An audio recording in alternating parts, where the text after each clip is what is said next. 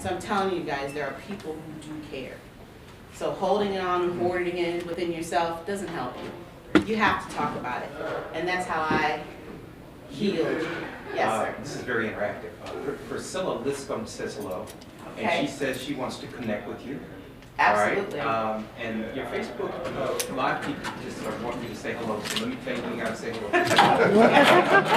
You gotta say hello to Kiana B. Jones. Hey, Kiana B. How are Priscilla you? Liscombe. Hello, Priscilla. George Vargas. Hello, George. All right. And we also have, okay, that's it for now. Okay. But I just, that interaction, and they're giving you some hearts and some love and all that good stuff. So I the good thing, appreciate that. as you know, about Facebook Live, everybody, they can go back and watch this later on. I'm assuming we're being Right. Don't put your bells in your own camera, okay? that she's touched by your story. She says she wants to connect with you. Absolutely. All right. Absolutely. Yeah, Hearts are so, full.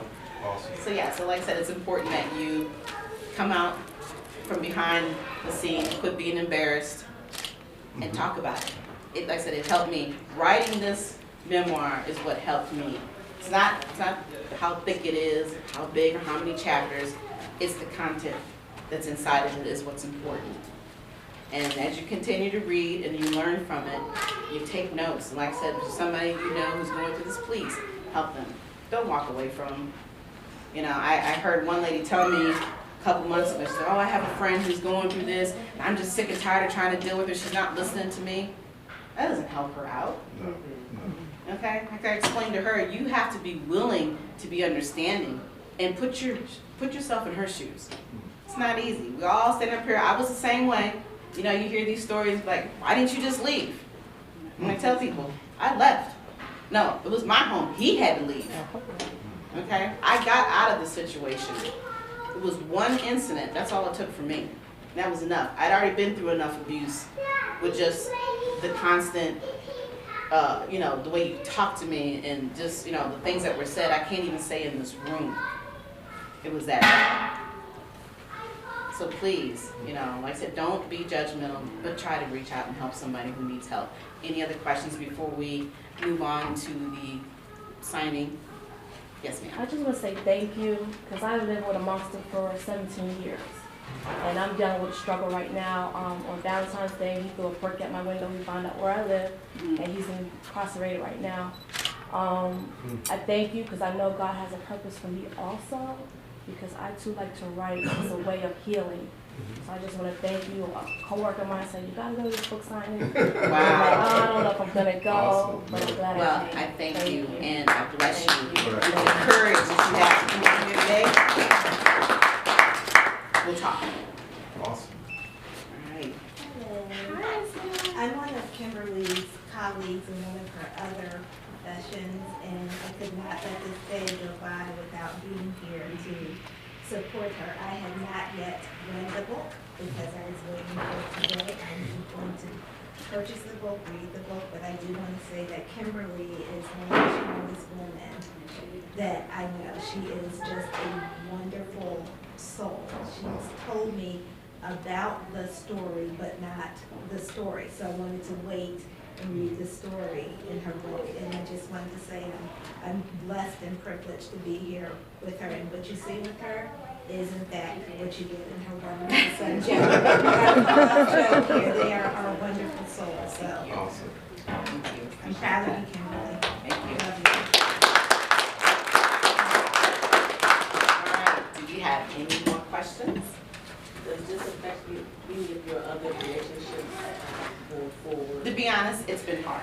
I haven't been in a real relationship probably in 7 years. It's tough because I see things in people that you wouldn't even think about looking and thinking about. You know, when you normally meet somebody, certain things that may trigger me. I don't like a certain tone. It does affect me. You know, it takes time for me to really have enough faith and belief in who you are, because people will say what they want to say. You always have a representative come out before you see the real person. See, we all do that because we're human. You know, no fault of who they are, but I have to take my time, and I guess I'll date on occasion. I have gone out on a few dates here or there, but I just haven't been in a full-fledged relationship in a while. And, you know, Lord's willing, and God will give me the right person in due time. Amen. I know I grew up in a household with domestic violence. And I've seen my uncle for my right down the stairs. One time my father had a gun and was threatening to shoot us, but he shot through the closet door into the next apartment and almost missed the man. If he would have set up, he would have shot in the head. So it's hard.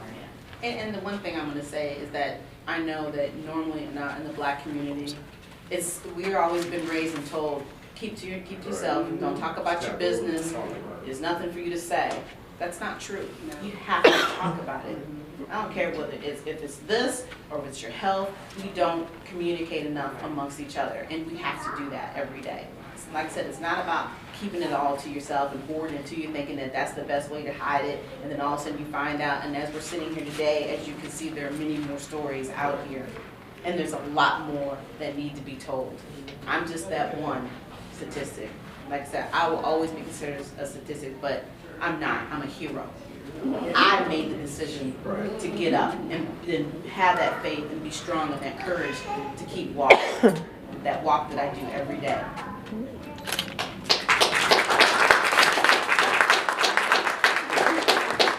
Thank you. All right. We're going to transition Yes. and make books available for purchase so that Kim, you get a chance to speak with her again, but you can get your book autographed today. Let me just say, from reading Kim's book, I think another message that's critical in the book is that Kimberly says, if we're not in a domestic violence situation, we know someone that is. Or we know someone that knows someone that knows someone that is. Or we know someone that knows someone that knows someone that knows someone that is. Let's try to make a difference. We're going to transition. We're going to move this table center. Give us just a minute or two.